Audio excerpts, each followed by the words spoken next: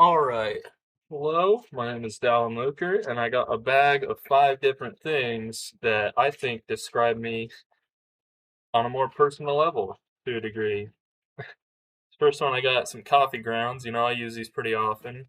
Get some good caffeine, helps to wake up, just helps the whole day, except for when you crash. But yeah, that's the first thing, the big one. Yeah, I got a paper plate, and I think this one's really just it represents kind of my lifestyle as a college kid. I gotta, you know, I don't have all the luxuries that a lot of kids would get used to in childhood. Like, I gotta do everything, and it's just easier to have something disposable you can eat on and throw away.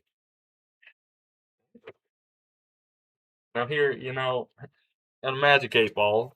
I don't see the magic part. I kind of hate this thing because the answers it gives me.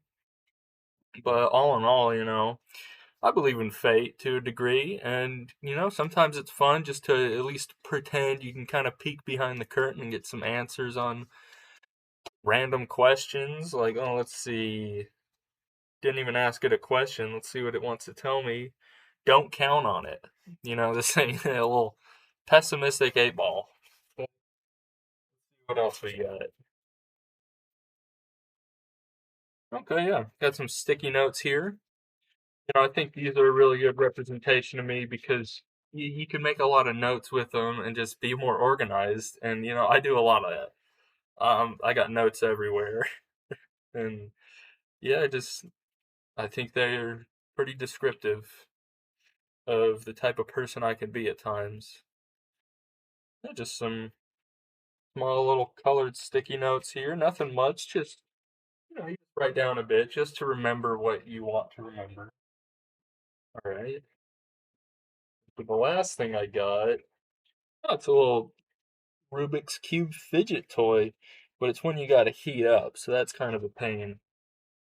I'm kind of cold, but yeah, yeah, just a fun little fidget thing.